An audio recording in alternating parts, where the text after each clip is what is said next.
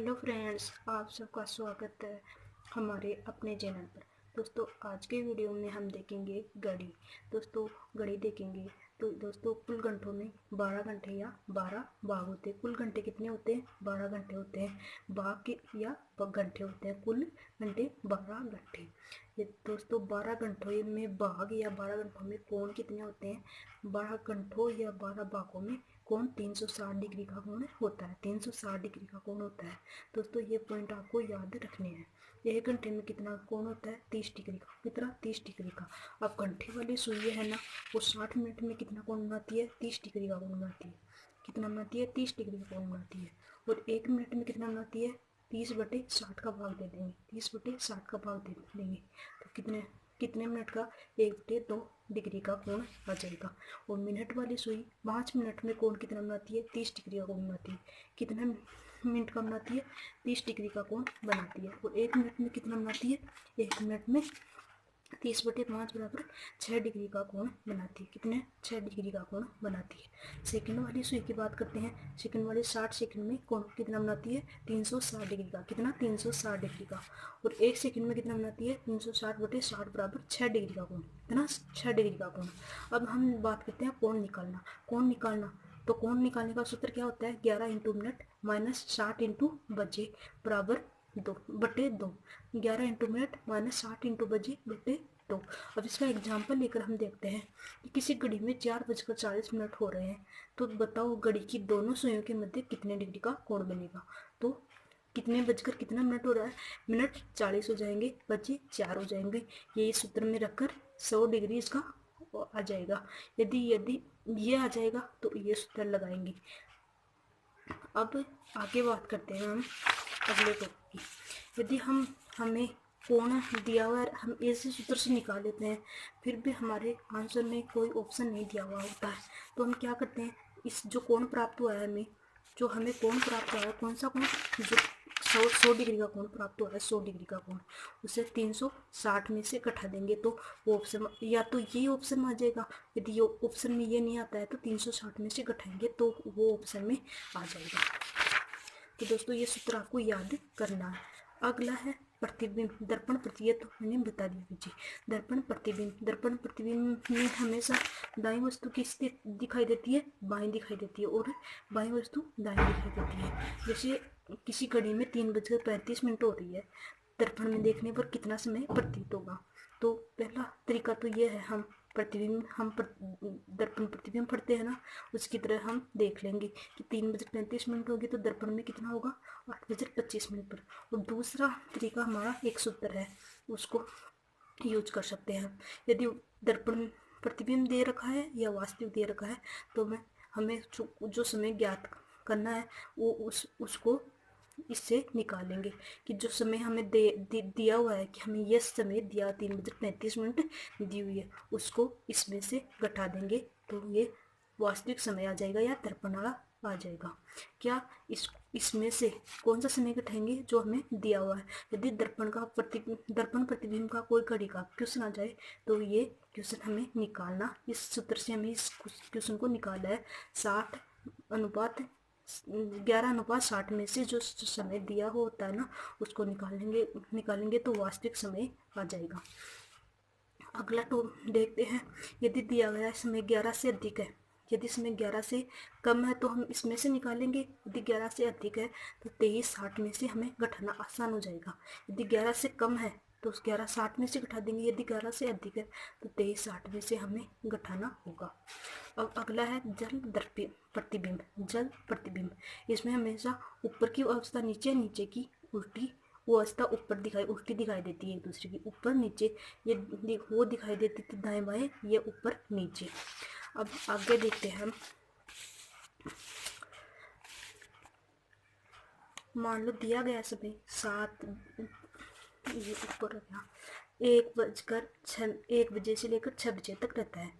यदि जल प्रतिबिंब में, यदि दर्पण प्रतिबिंब में होता, दर्पण प्रतिबिंब यदि 11 से कम है, यदि 11 से कम है तो 11:60 में से घटाएंगे। यदि 11 से ज़्यादा है तो 23:60 60 में से घटाएंगे।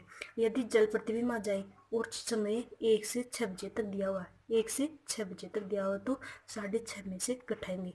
यदि टाइम 7 या 7 से ज़्यादा या मतलब 1 बजे तक दिया हुआ है, 1 बजे भी ले लेते हैं और 1 से 6 भी ले लेते हैं। 1 से 6 कोई सा भी टाइम होता है तो 6:30 में से। यदि 7 और 1 में से 7 बजे से लेकर 1 बजे तक जो टाइम दिया होता है उसको 18.30 में से घटा देंगे। अब देख लो, ये इसका एग्जाम्पल है। यदि कोई घड़ी है उसको ये 1, 3, 6 और 9, 12 ये टाइम दिया हुआ और कुछ भी नहीं दिया हुआ है और उसे एक दर्पण के सामने हम उल्टा रख देते हैं तो घड़ी के प्रतिबिंब में 7:05 जैसा दिखाई देता है, 7.5 जैसा दिखाई देता है। जल दर्पण मतलब जल प्रतिबिंब के सामने उल्टा रख देते हैं तो ऐसा प्रतीत होता है, 7.50 जैसा समय प्रतीत होता है। तो घड़ी का वास्तविक समय क्या होगा? तो वास्तविक समय मान लो 7:50 हो रहे हैं तो वास्तविक समय क्या हो जाएगा इसका? 10:40। वास्तविक समय कैसे निकालेंगे हम? वास्तविक समय निकालेंगे कि ये कितना है, ये 7। यदि 1 से लेकर और 6 तक होता है तो किसी 6:30 में से घटाएंगे। यदि 7 से लेकर 1 बजे तक होता है तो 18:30 में से घटाएंगे। कितने में से? ये आपको याद रखना है, 18:30 में से घटाएंगे। अब अगला हम देख लेंगे कि घड़ी की सुइयां आपस में एक दूसरे के साथ 3 प्रकार के संबंध बनाती है। कितने प्रकार के? 3 प्रकार के। एक तो अतिव्यापन होता है, एक विपरीत दिशा, एक लंबवत समकोण पर होता है। अब आते हैं अतिव्यापन क्या होता है? अतिव्यापन मतलब एक ही सिद्ध में या आच्छादित, मतलब एक के ऊपर दूसरी, मतलब घड़ी की घंटे वाली सुई मिनट की सुई के ऊपर, मतलब वो 360 या 0 डिग्री का कोण बनाती है। जब मिनट वाली सुई घंटे वाली सुई के ऊपर हो तो वो अतिव्यापन होता है। दोनों सुइयां 1 घंटे में एक बार अतिव्यापन करती है। घंटे और मिनट वाली 1 घंटे में एक बार और 12 घंटे में 11 बाहरी अतिव्यापन। एक का आ गया, ये हम इसका रीजन आगे देखेंगे कि 12 घंटे में 11 बाहरी अतिव्यापन करती है।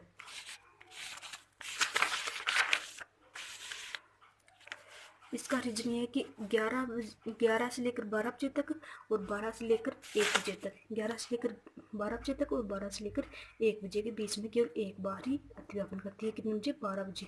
यदि 11 से 12, 12 से 1 बजे के बीच में केवल एक बार ही अतिव्यापन करती है, केवल 12 बजे। अब बात करते हैं घड़ी दोनों सुइयां एक दिन में मतलब 24 घंटे में, एक दिन मतलब 24 घंटे में 12 बार अतिव्यापन करती है। कितनी बार? 22 बार अतिव्यापन करती है। 24 घंटे में 22 बार, 12 घंटे में 11 बार और 1 घंटे में 1 बार अतिव्यापन करती है। अब हमें समय निकालना है, अतिव्यापन मतलब एक दूसरे के अतिव्यापन हो तो समय निकालने के लिए बोले तो 60/11 इंटू समय, ये इसका सूत्र है।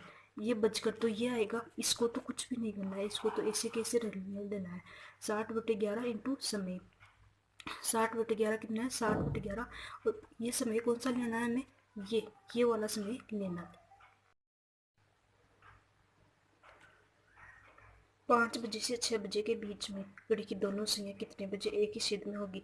तो ये समय निकालने का यदि अतिव्यापन होगा तो हमें ये सूत्र लेना है। कौन सा? ये सूत्र। इस बजकर का तो कुछ भी नहीं करना है, बजकर तो कौन सा लेना है? ये 5 बजकर, ये लिखना ही है और इसका तो कुछ भी नहीं करना है। 60/11 इंटू समय कौन सा? ये पहले वाला लेना है। अतिव्यापन, विपरीत और लंबवत तीनों में ये पहले वाला समय लेना है। इसको ये 27 से 3/11 मिनट आ जाएगी। 60/11 इंटू समय, ये 5 रख देंगे तो ये मिनट आ जाएगी। तो हमें ये उत्तर क्या हो गया? कितने बजे सिद्ध में होगी? 5:27 से 3/11 मिनट पर ये एक दूसरे की सिद्ध में होगी। ये इसका आंसर हो जाएगा। अब दूसरा है विपरीत दिशा। विपरीत मतलब 160 डिग्री का कोण, 1 से 60 डिग्री का कोण, वो 360 या 0 डिग्री का कोण बनाती थी, 160 डिग्री के कोण पर 160 डिग्री के कोण पर अतिव्यापन करेगी। 160 डिग्री के, तो दोनों एक दूसरे के विपरीत हो जाएगी। 1 घंटे में 1 बार, 12 घंटे में 11 बार और क्योंकि 5 से 6 और 6 से 7 के बीच में केवल एक बार ही विपरीत दिशा में होती है। कितने बजे? 6 बजे। वो 12 बजे होती थी एक बार, अतिव्यापन 12 बजे होता था एक बार ही, और ये विपरीत दिशा में 6 बजे एक बार ही विपरीत दिशा में होती है। मतलब 24 घंटे में कितनी? 22 बार। कितने में? 22 बार। ये आपको याद है क्योंकि सीधे सीधे ये क्वेश्चन पूछ लिया जाता है। अब यदि एक दूसरे के विपरीत तो और समय निकालने के लिए बोले तो बचकर प्लस 60/11 इंटू समय प्लस माइनस 6। तो उसी प्रकार इसका तो कुछ भी नहीं करना है, जो समय में दिया हुआ होता है ना उसको ही रखना होता है। 60/11 इंटू समय कौन सा दिया हुआ है हमें, जो पहले वाला है उसको रखकर यदि प्लस प्लस कब लेंगे हम, 6 या 6 से अधिक होंगे तो माइनस का चिन्ह आ जाएगा, जब माइनस करेंगे हम और 6 से कम होगा तो हम प्लस करेंगे, 6 से कम होगा तो प्लस और 6 से ज़्यादा होगा तो प्लस करेंगे, वो माइनस करेंगे। 6 या 6 से ज़्यादा होगा तो माइनस करेंगे और 6 से कम होगा तो प्लस करेंगे, 6 से कम होगा तो प्लस करेंगे। अब आगे हम देखेंगे।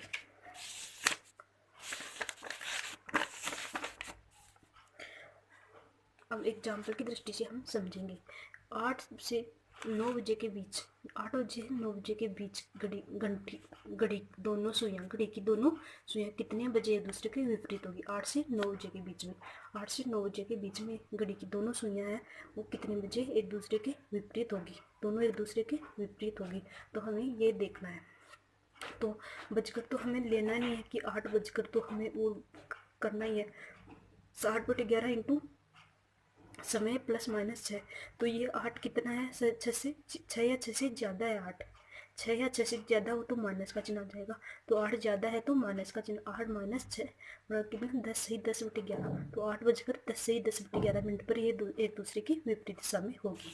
अगला हम लेंगे लंबवत कोण समकोण। कितना लंबवत समकोण 90 डिग्री के कोण पर 1 घंटे में 2 बार, 12 घंटे में 22 बार, 12 घंटे में 22 बार, क्योंकि 3 से 4 और 2 से 3 और 3 से 4 के बीच में 3 बार ही एक दूसरे के लंबवत होती है।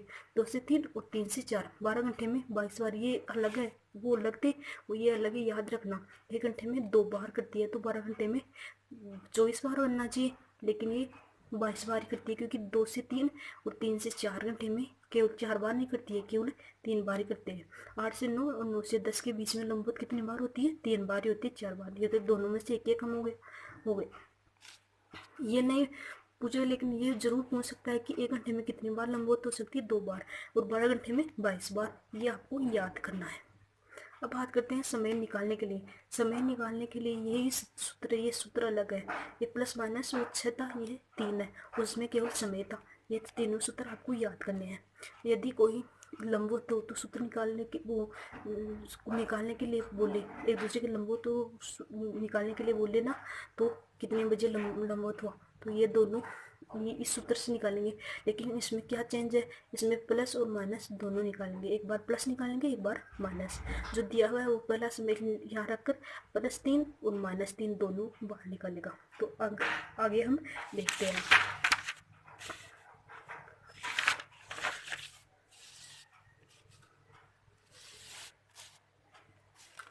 देखो एग्जाम्पल की दृष्टि से हम इसको देख लेते हैं। तो 7 से 8 बजे के बीच कितने बजे दोनों सुइयाँ लंबवत होगी, तो 60/11 इंटू 7 है, तो एक बार प्लस एक बार माइनस, दोनों रखकर हम मान निकालेंगे। एक बार 54 सही 6/11 मिनट आ जाएगी, एक बार 21 सही 9/11 मिनट आ जाएगी। तो 7 बजकर 54 सही 6/11 मिनट पर एक बार लंबवत होगा, और 7 बजकर 21 सही 9/11 मिनट में। हमने बोला कि 1 घंटे में 7 से 8 बजे 1 घंटा हुआ है ना, 1 घंटे में कितनी बार, 2 बार लंबवत होती है, और अतिव्यापन में विपरीत एक बार ही होती थी, तो हमें 1 मान प्राप्त होता था। और 7 से 8 1 घंटे में 2 बार, तो ये 2 बार मान प्राप्त होते हैं। एक बार प्लस रखेंगे एक बार माइनस, इस सूत्र में रखेंगे, ये सूत्र हमेशा याद रखना।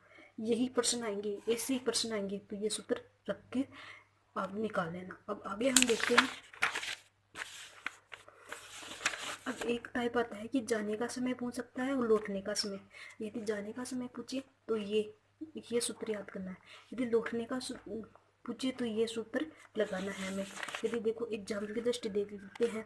सीता प्रातः 8 से 9 बजे के बीच में विद्यालय गई और 5 से 6 बजे के बीच में वापस लौटी, तो दोनों सुइयाँ उसकी वहीं थी, उसे पता नहीं वो कहाँ थी, क्या कब गई थी कब, तो वो बता रही है कि बताओ कि सीता कितने बजे विद्यालय गई।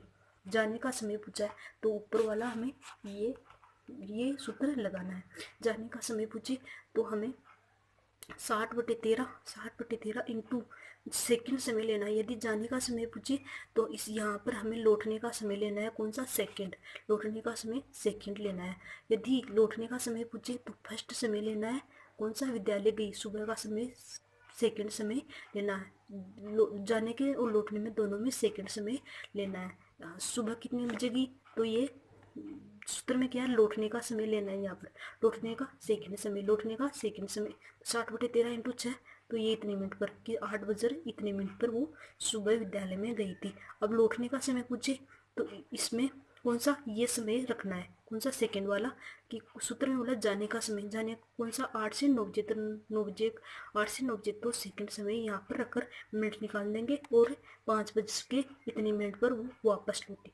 तो दोस्तों ये थे गड़ी वाले रीजनिंग के क्वेश्चन।